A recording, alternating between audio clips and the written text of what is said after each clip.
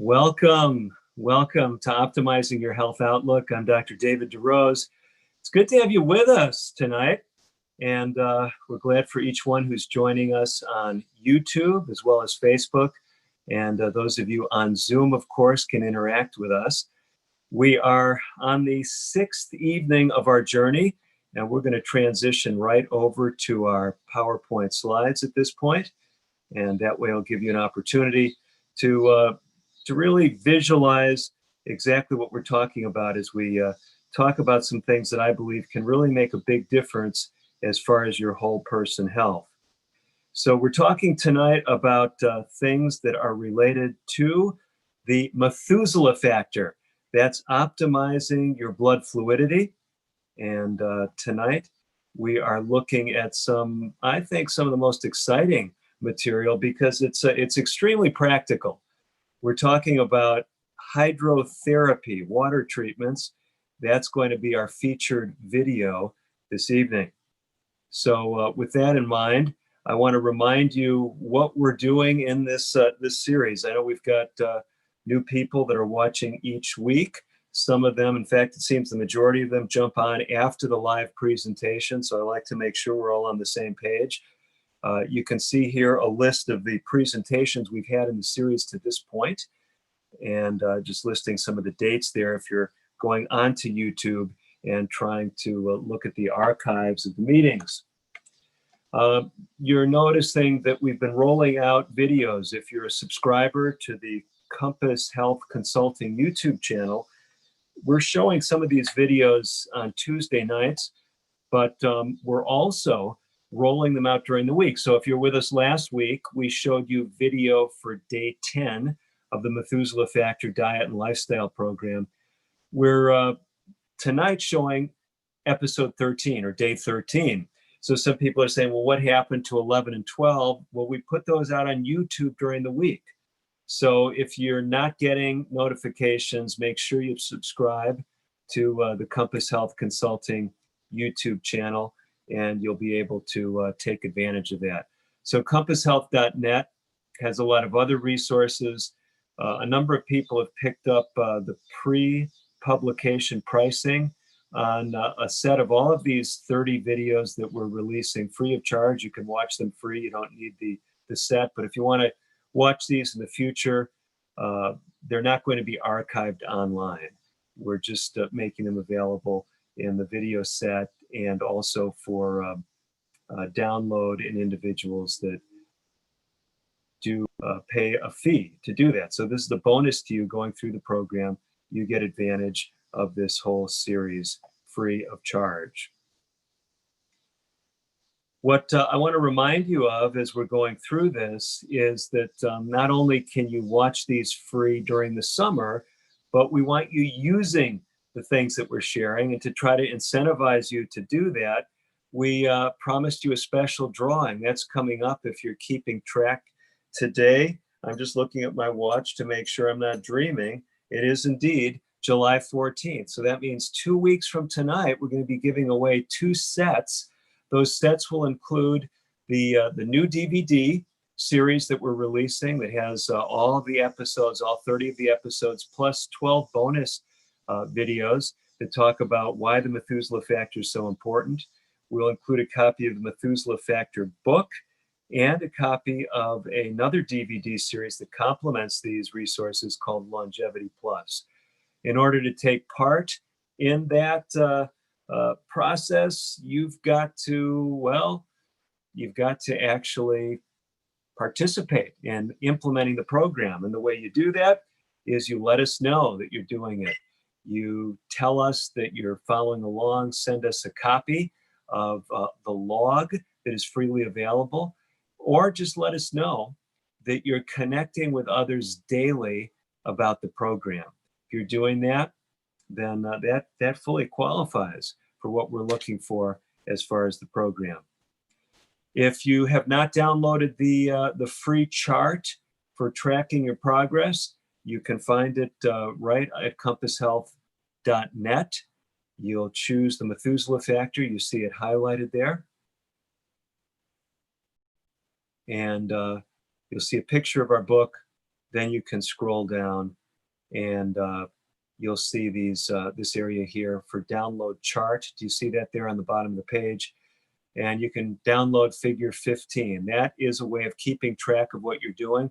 Just send us a screenshot of what you're doing, and basically you'll be in business. That will allow you to have an entry each week in the drawing. So I have not checked with Victor to see if he's received any of your entries, but that's what it takes. Sending in something showing that you're using the material that we're sharing with you, and letting us know that you're communicating with other people. So 2 ways to get an entry each week. 1, daily sharing something that has to do with this program. Maybe you're walking with someone, maybe you're sharing together, someone in the home or one of your friends, tracking your progress on a daily basis. That gives you a point. And then anything that communicates to us that you're keeping track and making some changes, that gives you an entry in the drawing. So you can get up to 2 per week. Person you need to keep up to date that you're doing that is Victor. That's my son, victor.derose@yahoo.com, or you can text him at the number on the screen, 580-504-7042. I notice some are having trouble wanting to come onto Zoom and having trouble. If you're having trouble connecting with the program, you can get all the connecting information you need at compasshealth.net/2020journey. So whether you're watching this after the fact or whether you're watching this in real time on Facebook or YouTube, and you want to interact on Zoom, if you're live with us between the hours of 7 and 8:30 on Tuesday nights Eastern time, that would be 4 to 5:30 Pacific time, just go to compasshealth.net/2020journey, and that will tell you how you can jump on via Zoom. It's great to have each of you tuning in tonight, and we're looking forward to having someone win some of those gifts. Again, Compass Health Consulting, you don't need to purchase the videos if you're watching them and implementing them on a daily basis as we're rolling them out. So Compass Health Space Consulting is the name of the YouTube channel, and you're all set to go.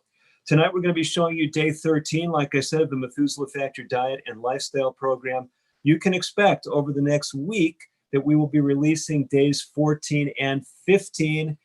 Like I said, past episodes are on my YouTube channel, Compass Health Consulting, and some of the videos will vanish from my channel by the end of the month. We've extended it. If you look at my YouTube channel, some people are saying, well, you're missing some of the days. Well, if the daily video was shown on a Tuesday night, those videos are embedded in these Optimize Your Health Outlook sessions. So if you missed one Tuesday night, go back to the Tuesday night you missed, and there's going to be 1 or 2 videos shown there. The videos that were not shown on Tuesday nights, those are the ones that will also show up in the playlist on YouTube. That's too confusing. Reach out to Victor or me, and we can help you. But right now, all of the videos are available online, and they will still be for another 2 weeks or so. But after that, you won't be able to get some of the earlier videos. So take advantage of them now, put them into practice. So I'm going to call on Ronnie right now to see if he can get our video rolling for tonight. That's day 13, and he is prepared to air that for us. And it'll be talking about water internally, internal hydrotherapy. We'll have some time where we can take your questions after that video, and we'll have a longer period of time that will not be recorded for your questions. That takes place, I think many of you realize, at 8 p.m. Eastern time. So we put up from 7 to 8. This is recorded. This is archived from 8 to 8:30. If you have personal questions, you can ask those. You don't have to worry about people recognizing you. Okay? Ronnie, are you there with us? Are you able to run the video for tonight? Thank you.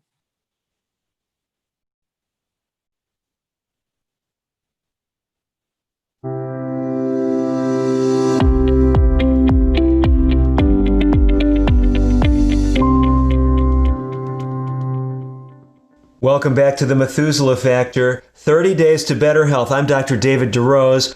We're in the home stretch of week number 2. Today is day 13, and we're talking about water out. Some years ago, I was working at a lifestyle center. We had a nice fitness facility associated with that center, and I was walking through the facility. I don't remember if I was actually walking for exercise. We had a nice track there, or if I was just passing through. But one of our patients came up to me, and he said, in so many words, "Dr. DeRose, those water treatments are really helping me." He said, "I missed a couple days of the water treatments on my legs, and my pain is much worse." In today's program, we're talking about water externally used, water on the outside. Yesterday, we talked about water in, taking water on the inside as a beverage. Now we're talking about what researchers call hydrotherapy, water treatments. And that patient that greeted me some years ago was talking about his diabetic neuropathy. He had nerve problems with his feet and legs because of his diabetes, and he was getting remarkable improvement through the use of water treatments. We've seen this over and over again. In fact, some years ago, some 20 years ago, we presented at a national meeting showing how our approach that was really focused on improving the Methuselah Factor, that included the use of water externally, was helping people with diabetic nerve problems. Now, some of you might say, well, this is all interesting, using water therapy to treat painful conditions, orthopedic conditions, diabetic complications, but how does this all really relate to hemorheology or blood fluidity?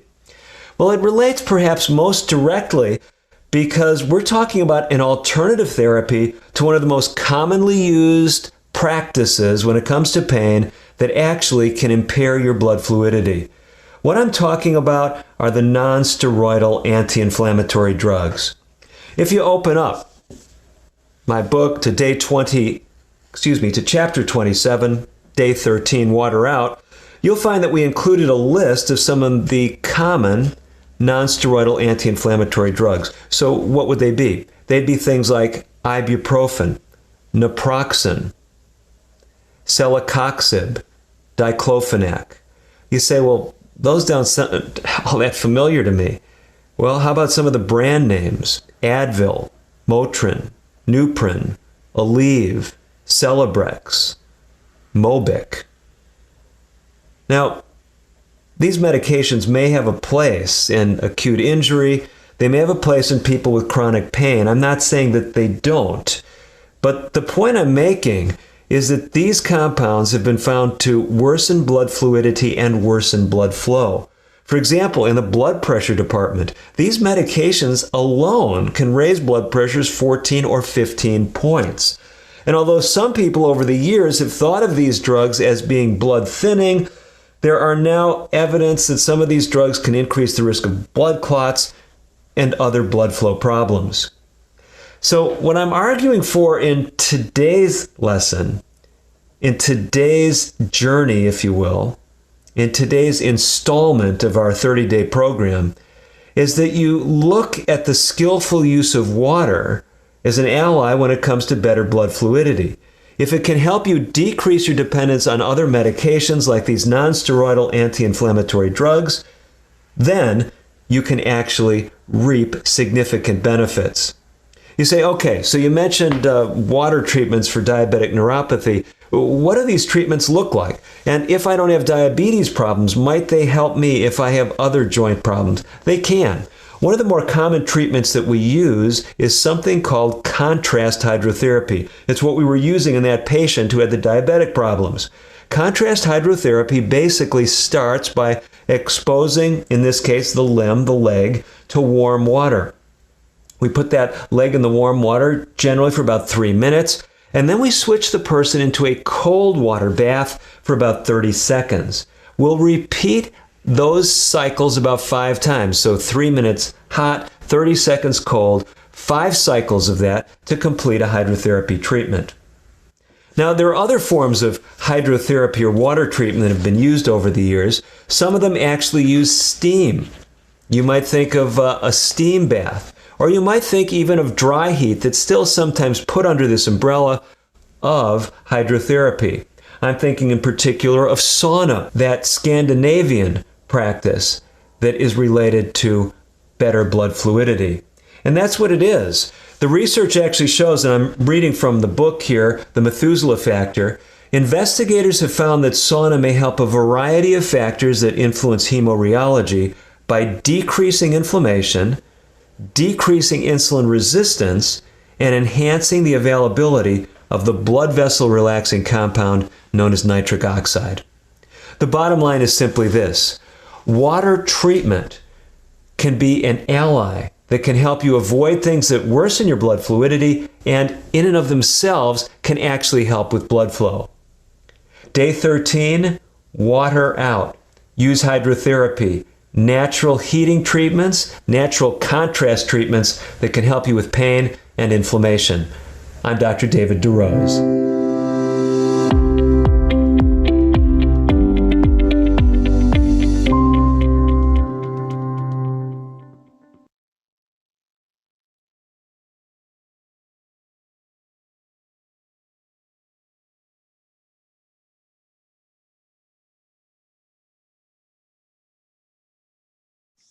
Hopefully you found some good pointers there that you can take and apply.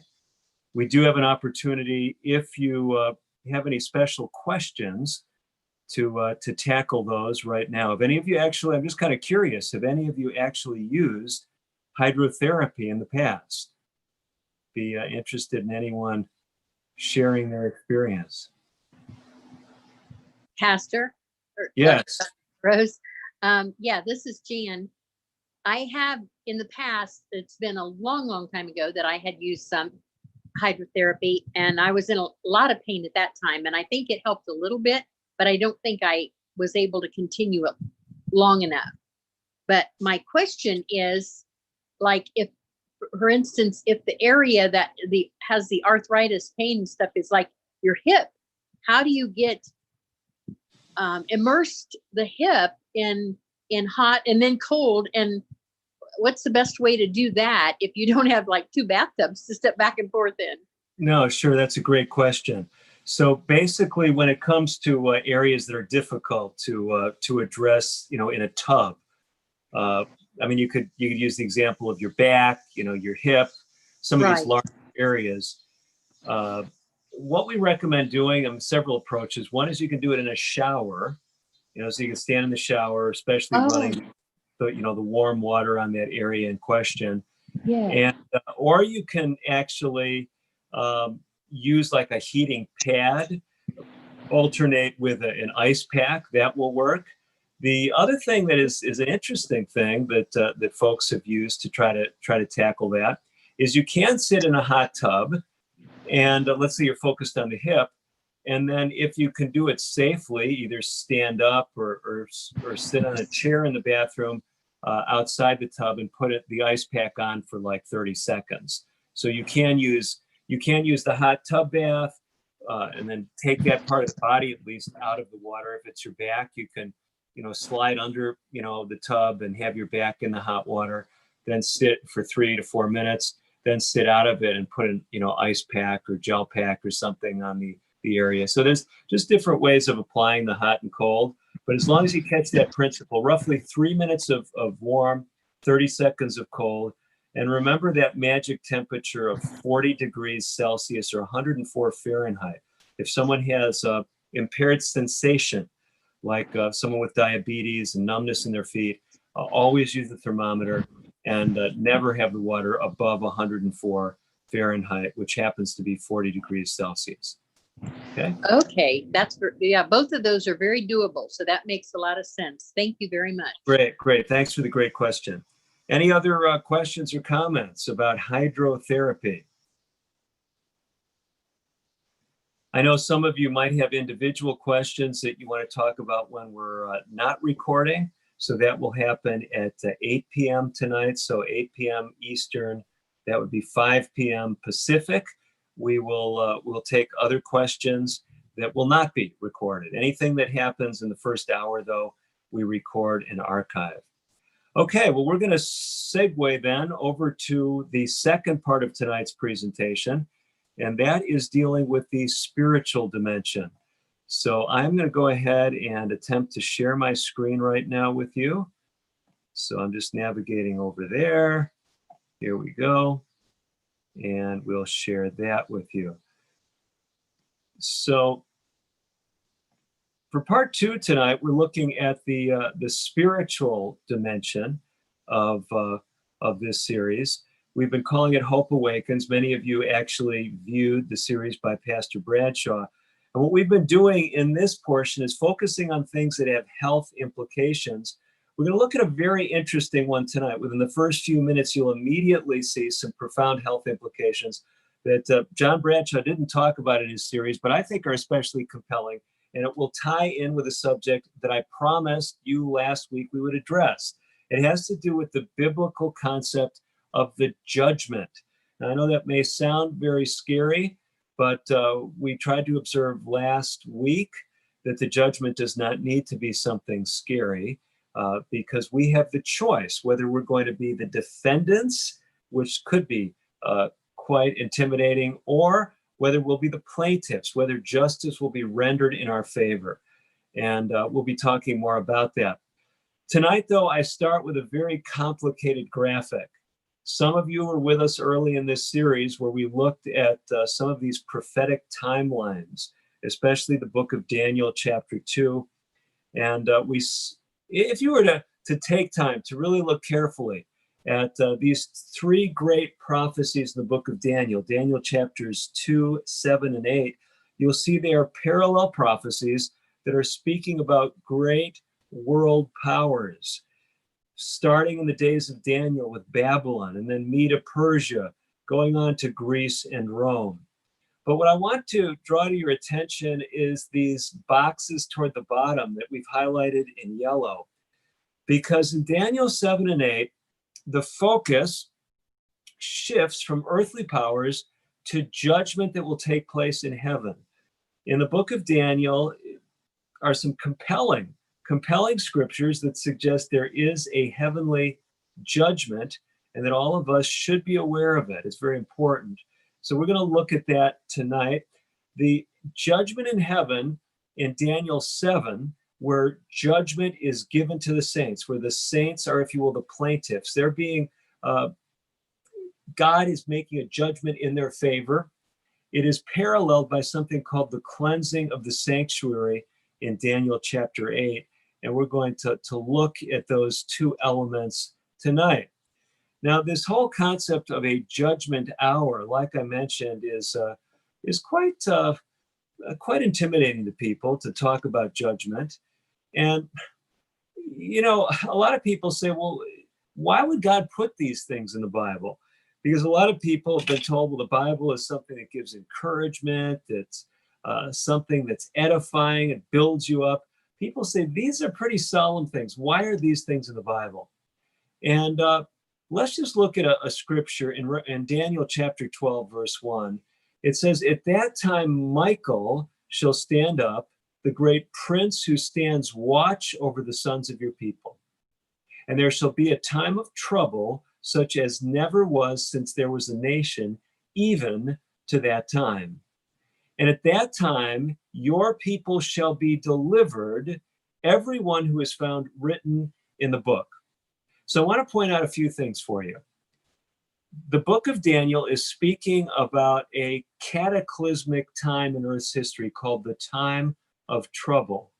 A time of trouble that has of a nature that has never been seen before. You see it there, a time of trouble such as never was since there was a nation. And so this time of trouble, if you want to be able to stand, be successful in that time of trouble, it talks about everyone whose names are found written in a book being delivered. So I think this is very interesting. So a lot of folks that have told me over the years, I don't like to read Bible prophecy. I just want to read about Jesus and the encouraging things in the Bible. Well, I can understand that sentiment.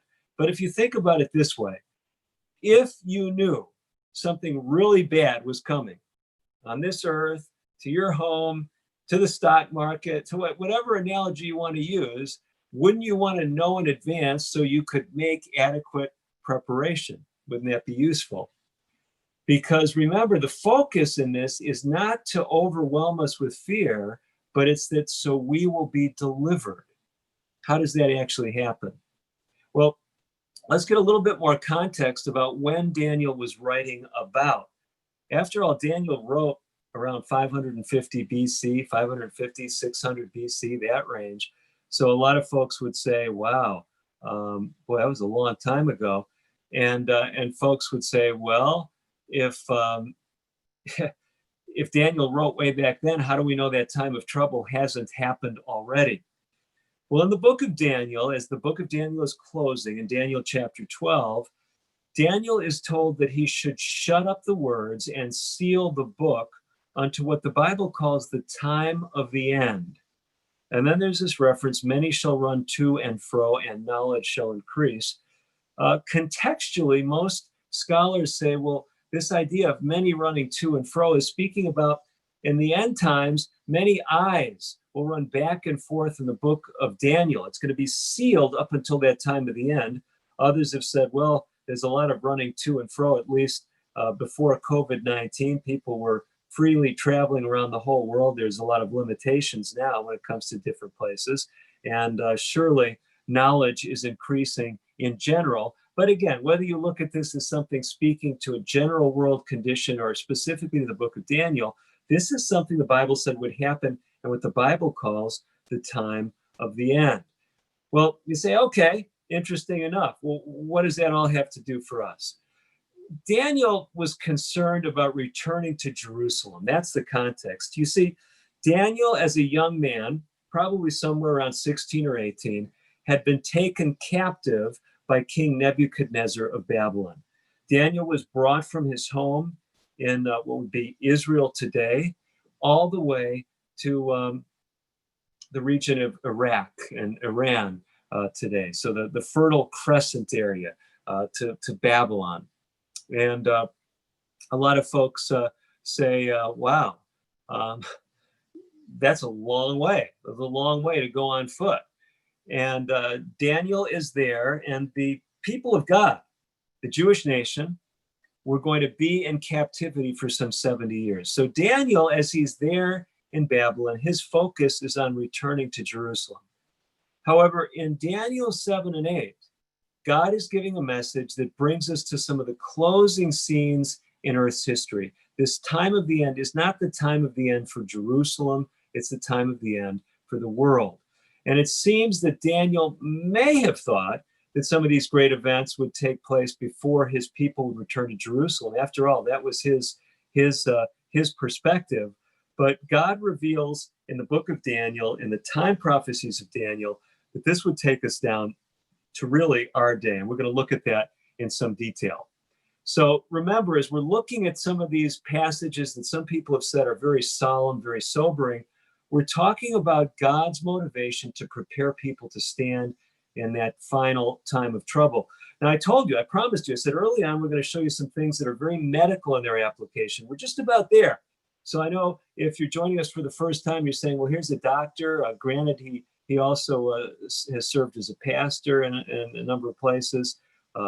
Presently, I'm doing some pastoral ministry in Indiana. I've done it in the Northeast as well. But you say, why would a physician be mingling these things? Either stick with medicine or, be preaching.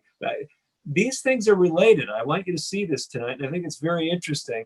God is trying to do something to help us not be overwhelmed by the terrible trials that will attend the last days. And I'll tell you, a lot of people right now, and I'm saying this because people have told me, they're asking me, are we in the last days? Things are looking pretty grim to some people as they're looking at what's happening in our world. And the good news is God is trying to help us thrive. Now, I see a connection with all this in a diagnosis that has become increasingly more popularized in lay circles. So as physicians and health professionals, we've talked about post-traumatic stress disorder for many years, but this is becoming a great concern in just public dialogue. So let me just give you some basics of PTSD. This may be familiar to many of you, but it typically follows some type of overwhelmingly traumatic event. It might be a life-threatening accident. You could have been in a terrible car accident. You may suffer PTSD after that. Of course, got a lot of visibility with military combat. When our young men and women have come back from war-torn areas, we've heard of stories, many of them. Maybe you've had firsthand experiences, either personally or with others who have dealt with PTSD as a result of exposure in an area of conflict. But then there's other things, torture, natural disasters, terrorist incidents, violent personal assaults like rape. So there's a whole host of traumatic events. I mean, think about the name, post-traumatic stress disorder. So there's some kind of trauma. After it, you actually have a disordered state, okay? A psychologically disordered state, so PTSD. Now, PTSD has a number of characteristics. And I remember years ago when I was going through a talk on PTSD, someone came up to me afterward and they said, boy, I think I've diagnosed myself. Now, there's always a danger in diagnosing yourself, but it can be helpful to just walk through the characteristics. One of them are flashbacks and nightmares. So if there was something traumatic in your life that you keep reliving, keep re-experiencing, this can be a sign of PTSD. Two of the more scary aspects of the disorder, one is this withdrawal from personal life. So people who've gone through PTSD often describe themselves as emotionally numb. The reason I say that's scary is if anyone would need social support, it would be someone who's suffering from PTSD. But the very condition tends to cause them to distance themselves from other people. They feel emotionally numb. They can't enter oftentimes into meaningful relationships. And so this is especially challenging. You add to that this heightened anxiety. And that's really scary to me too as a physician, because when someone's anxiety is heightened, this can increase the risk that they'll do something rash, maybe in the context of something that's not really even a serious threat. And here's an example of that. A person may actually be triggered to feel like they're reliving the event. For example, we just had 4th of July celebrations throughout our country. Well, tell you a true story. We had a dog. We got it from a shelter. And, you can appreciate if a dog has been traumatized. We speculated this dog might have even been shot. And whenever he heard any kind of loud noises, he just went crazy. And so you can imagine what would happen at 4th of July when people are setting off fireworks. He was reliving. If you will, I'm not a veterinarian. I don't know if you can diagnose a dog with PTSD, but that's what it seemed like. It seemed like when those firecrackers were going off, he was reliving being shot. This can happen to people clearly, and they can over-respond. I mean, what are you going to do if you're back in the battlefield? What kind of things might you do that you really wouldn't want to do were you, fully cognizant of what was really happening? So there's some other features of PTSD. Like I mentioned, there can be this sense of numbness. You can have adverse impact on your work, your family, other social roles. You'd accept that if someone's very distant. Things that might have been formerly of interest to you now have no emotional impact. By the way, this can also happen with depression. So someone who's lost all interest in common hobbies and things, that should be a red flag to you. If you're a loved one and you see a person going through this, these are indicators that they need some professional help. So it may be PTSD, maybe depression. Some people even say, I just feel dead inside. I don't have any feelings. I don't have any emotions. And you can see some of the list of other symptoms. We've talked about some of these, anxiety, tension, being easily startled, difficulty concentrating. Imagine how that could affect work performance and relationships. If it interferes with sleep, that often just compounds difficulties. Mood can fluctuate from depressed to agitated. and people can become very, very irritable. And you can see where that can have some serious repercussions as well. So you say, okay, well, we're talking about PTSD. You as a physician, Dr. DeRose, I can see why you're interested in this, but now you've really got us confused. You know, we've got a doctor who also is a preacher and a pastor, and you're throwing all these things together and optimizing your health outlook. And you say, I don't know that this is optimizing my health outlook at all. This is all pretty depressing. Well, before I give you the answers, I want to let you know that PTSD can be causing other problems besides just psychological things. If you have chronic headaches, if you have intestinal complaints, dizziness, chest pain, other chronic pain situations, some of these can go along with PTSD. And you should consider the psychological role, not just the physical, if you're having some of these symptoms. Now, here's where it really gets interesting, and here's where it brings us back to the Bible. It's by noticing some of what we call the epidemiology of PTSD. So epidemiology is the science of things that come upon people. And PTSD is, well, if you look at this, the percentage of people with PTSD who are affected by other mental health diagnoses, it's pretty staggering. So it's not likely that they're just going to have PTSD. It's likely they're going to have other things, an anxiety disorder, they might have depression. You can see it often tracks with alcohol abuse or dependence. Major depression, you can see that specifically as many as half the people with PTSD have that. And then drug abuse and drug dependence. So you can see all of this is really increasing the chances that PTSD is going to really undermine your life. Phobias or fears, also a significant percentage of people with PTSD. Now, here's though where the epidemiology gets even more interesting to me, and we start talking about prevention. You'll see how this comes into a discussion about prevention and why I think the book of Daniel and the book of Revelation are so interesting in this context. Here's the data. And this is a little bit older data. I don't know if this has been updated, but roughly figures somewhere around 1 in 12 of us, something like 8% of Americans will experience PTSD sometime in our life. They say that's a lot of us, okay? Women, twice as likely as men to develop PTSD. But now here's where things start to get even more sobering. 3.6% of the US population in their peak productive work years. Now, some might debate what your peak productive work years are, but a lot of times it's given in this range. Some of us may want to say, hey, your best years are after you're 55. Some of you might think that's betraying my own age. But anyway, but you see that's figure there. This is any year. So those first figures are throughout your whole lifetime.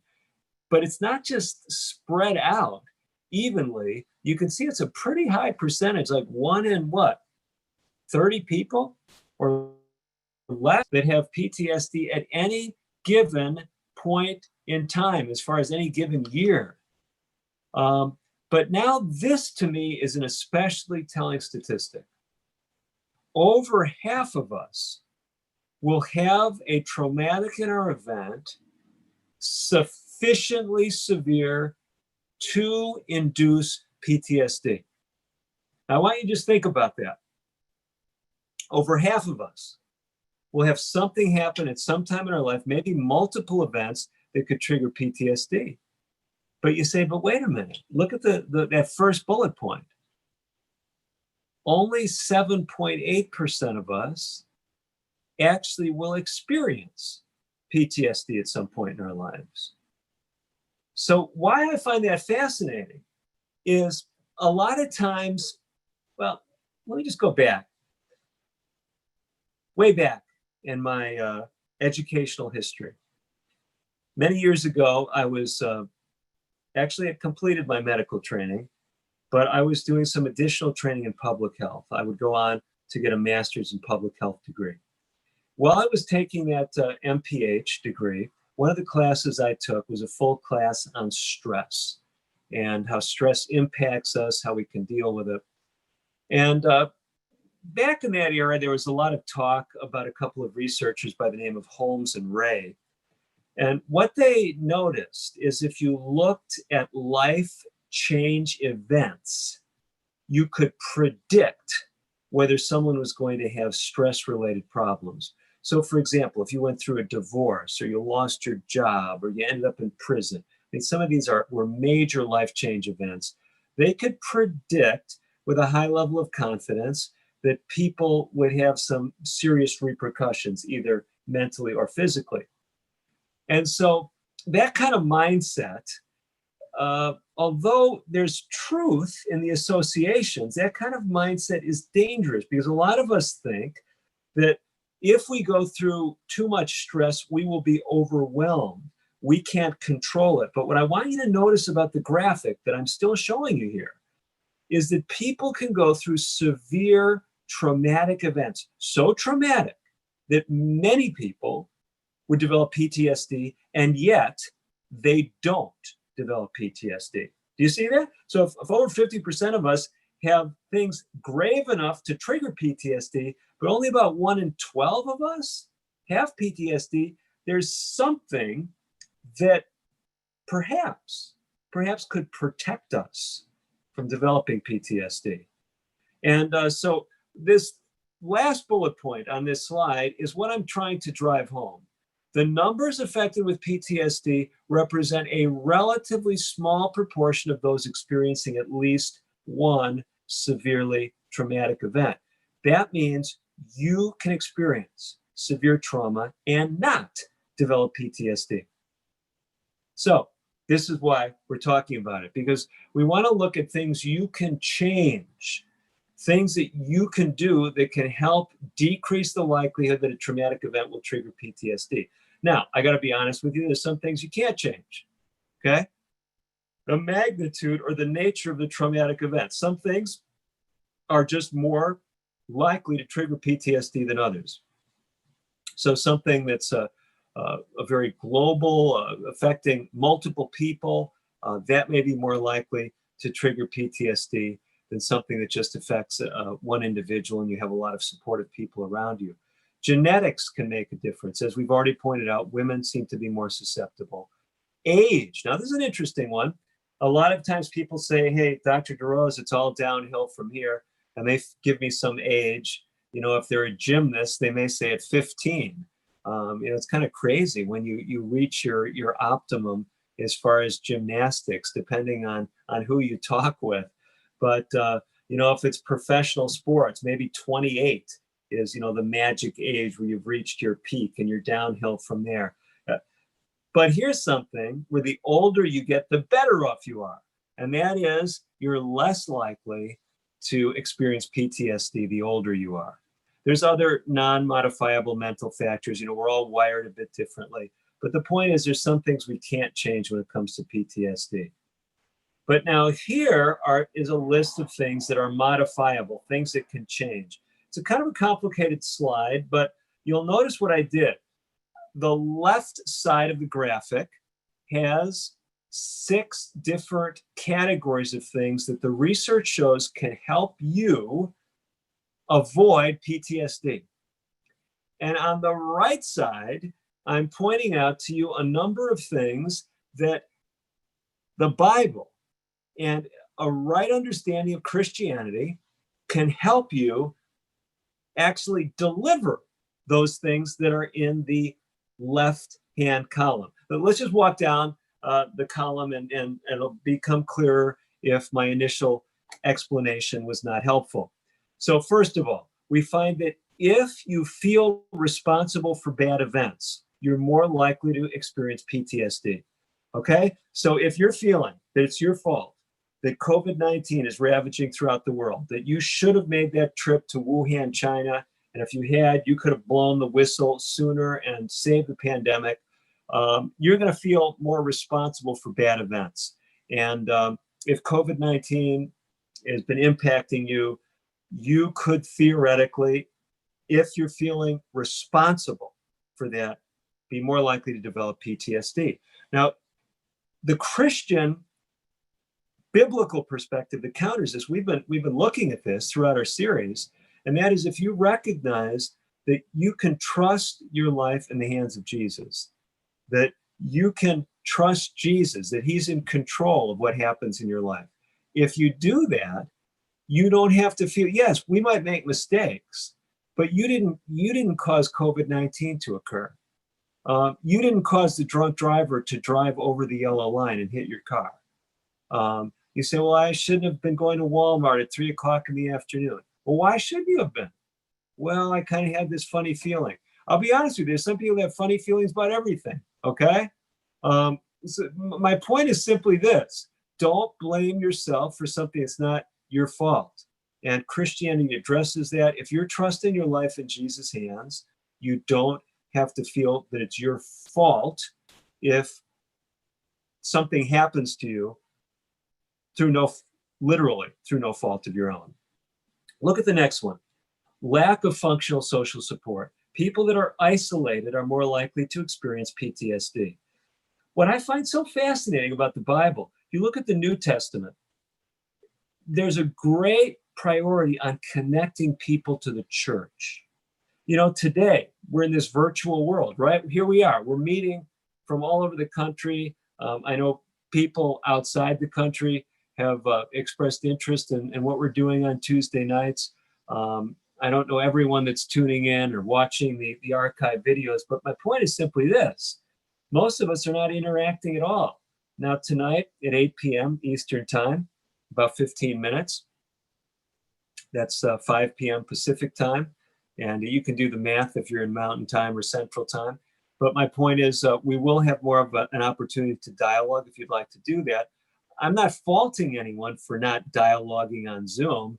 I'm just saying with more of these offerings online, I think less people are prioritizing the value of personal interaction, but it's still very important. And so I know there are many faith communities that are meeting. Yes, we're taking precautions in my church.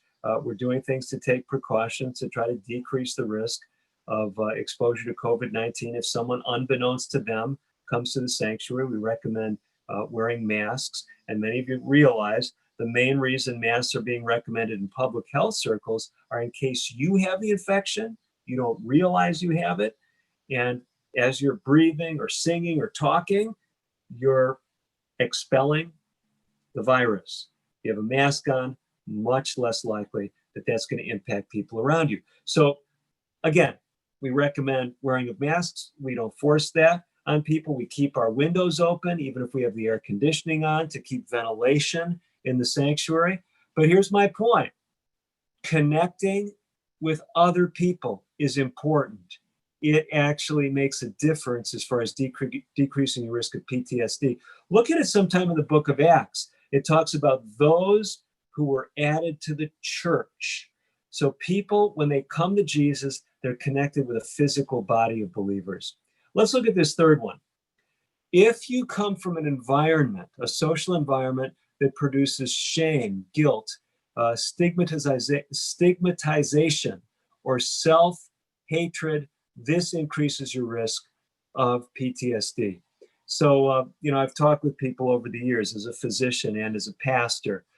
People will say, I grew up, my dad never had a good thing to say about me.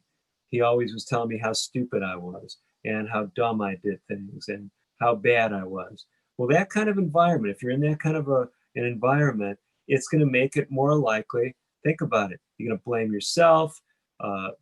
If something traumatic happens, you're more likely to have post-traumatic stress disorder, PTSD. But now look here, here's the counter in the Christian worldview. If you realize that you're loved and accepted by God, and really, there's so many places in the Bible that speak to this. In the book of Jeremiah, God says, I have loved you with an everlasting love. John 3:16, God did what? He so loved the world that he gave his only begotten son. There's so many places in the Bible that speak about God's love for you. And recognizing that biblical truth helps you to see that you're not a person who should be ashamed or hate yourself. You're valued by God. Let's look at this next one, pre-disaster mental health problems. So if you have mental health issues that are not being addressed, if you have a tendency to depression or anxiety, and that's not being treated, you're not getting help, it is true that you are at higher risk of developing PTSD after a traumatic event. And what I want you to notice is the Bible speaks about God wanting to be personally present with us.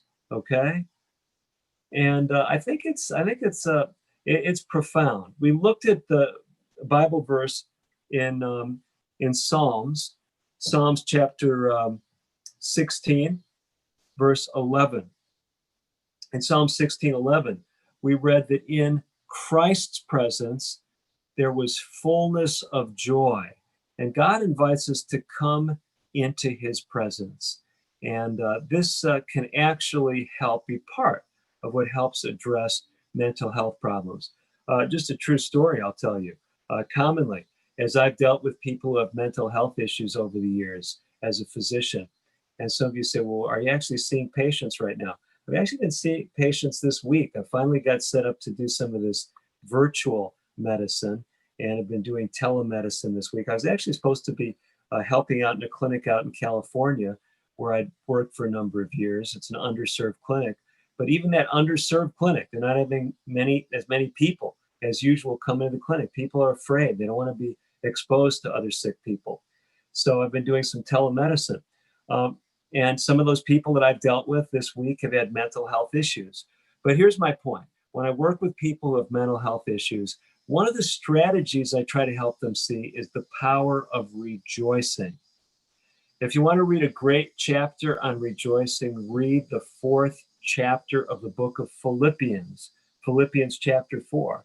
Paul is there encouraging his listeners, his readers, to rejoice, to be of good cheer, okay? And it's so important. So many times in the Bible, it speaks about this. And so when I have a patient who has mental health issues, one of the things I talk with them about, if they are willing to talk about Christian principles, even if they're not, there's a way to talk about this. But from a Christian perspective, we can talk about how the Bible encourages us to rejoice, to be thankful. And this is powerful. They've actually studied this. Now, stepping away from the biblical world, even secular researchers have had people keep a gratitude journal. So if you're depressed, if you're anxious, start taking time to keep a gratitude journal. Now, I'm not an expert on this. I'm not a psychologist. I'm not a psychiatrist. My specialty is internal medicine. I also have boards in preventive medicine. But some of the stuff I've read suggests that it may be more powerful to keep a weekly gratitude journal than to do a daily gratitude journal. Now, a lot of people say, well, how could that be? If you're keeping a daily gratitude journal, stuff you're thankful for every day, wouldn't that be more powerful than doing it just once a week? You look into the research, but some of the initial stuff I was reviewing suggested that when they studied it, doing something not every day may be more powerful. And regardless, I don't think that means that 6 days a week you should be glum and then just rejoice on the 7th day. But it's very interesting because the biblical worldview is that we need a day for rest. We talked about that in the Methuselah Factor program. If you missed it, it was in day 7. And just a preview about my videos that we've been releasing. We're going to release video 14 here shortly for day 14. That is, I think many of you realize, multiple of 7, right? 14 divided by 2 is 7. Well, every 7th day in the Methuselah Factor program, we look at something that relates to spirituality and health because we're encouraging people to do just that. Every 7th day, keep a special day of rest. Now, I know this doesn't sound like a real original concept, but throughout the world, cultures, spiritual disciplines have done this, and it is powerful. Let's look at the next one, lower levels of hazard preparedness. And this is where all of this comes full circle.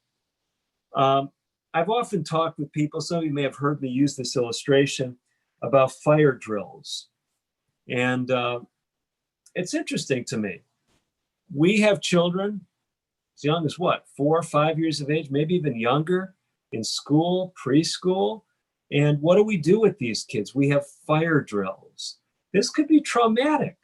You know, a child that never worried about fire, the teacher's saying, you know, there could be a fire in the school. If there is, here's what you have to do. Why do we expose children to this potentially traumatic thought of a fire? Why do we have, in California, we would actually have earthquake drills. We had it at the clinic where I worked. So they'd have an earthquake drill, and they'd say, we're, you know, having an earthquake drill, you know, if you can't get immediately out of the building, you know, go to a place of shelter. If you can't get out, you know, get under a desk. Or you know, there are different guidelines of what might be a safe place to go to if there was an earthquake. Why traumatize people with this? It's because if you're prepared for something, if it occurs, you're much less likely to have serious stress-related complications afterward. So let's stop on that note. Look in the right-hand column. We were talking about these prophecies about judgment and times of trouble. And I've heard many Christians say, I don't want to hear about that. Well, God isn't trying to traumatize you any more than the teacher is trying to traumatize the kindergarten student with a fire drill. He's actually trying to increase the likelihood that you will thrive, that you will survive and thrive in the midst of challenges. So as we're talking on these subjects about a coming judgment and putting it in a positive framework, we're building on some of these ideas that were in Pastor Bradshaw's Hope Awakens series. And I'm trying to help you see through a physician's eyes. These things are not just some, you know, wild-eyed, fanatical, you know, Bible prophecies that just crazy people should, you know, should read. If you start reading these things, you're going to end up in some cult and going off the deep end. Well, I'm not saying that couldn't happen if someone twists these things, but I'm trying to help you see that there's practical significance in these messages. And then I want to look with you at this last element. This is another risk factor for PTSD. It's individuals who report greater perceived threat or danger, suffering, upset, terror, and horror or fear. So you say, you know, what is this getting at?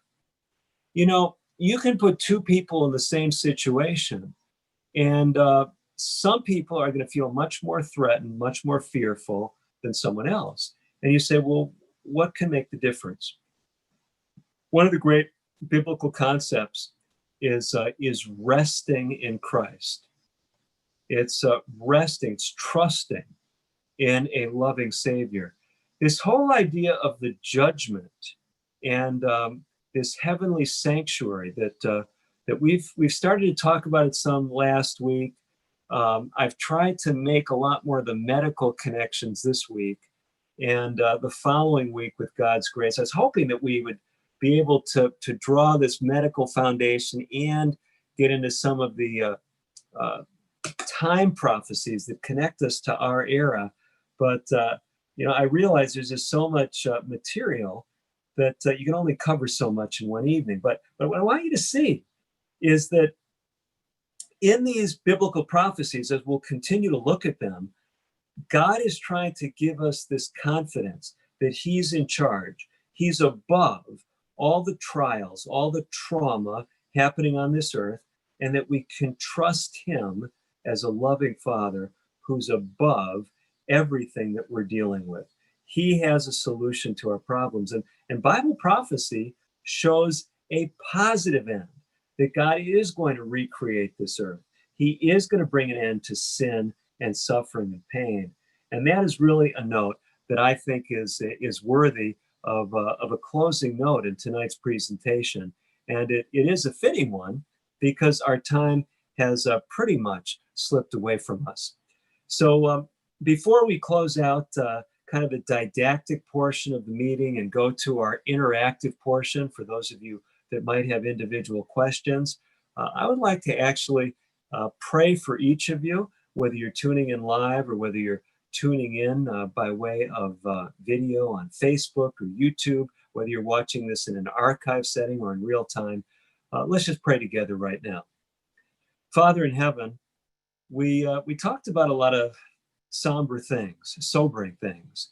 We talked about this diagnosis of PTSD. It has become so common, so frequent today.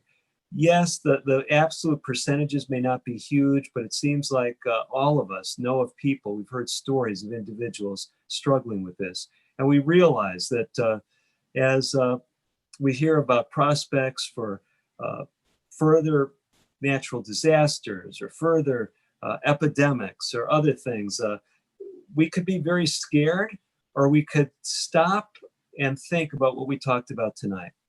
You're trying to give us things in your word, in the Bible, that actually make us more resilient, help us in the face of trauma not to be overwhelmed. Father, please help us to do that in our own personal studies as we read from the Bible, in these sessions on Tuesday nights. Give us courage that we can stand even in the most difficult of times. After all, that's why your Bible says in Daniel chapter 12 that you gave us those prophetic messages. We thank you that you want to encourage us, that we have a loving God, a loving Savior, and that we can have confidence no matter what happens around us. We thank you for all this in Jesus' name. Amen. Well, like I said, it's been good to have you joining us for our series, looking at things that can give you hope, can give you encouragement.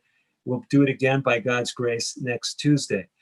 Those of you that are able to stay by on our Zoom connection, we'll have some interactive time that will not be recorded. I'm going to slip over right now and turn off our YouTube feed. We will stop the Facebook feed. If you're on one of those portals, please check out compasshealth.net/2020journey. You can get the link to Zoom and you can come on board and interact with us. Thanks for joining us tonight. I'm Dr. David DeRose.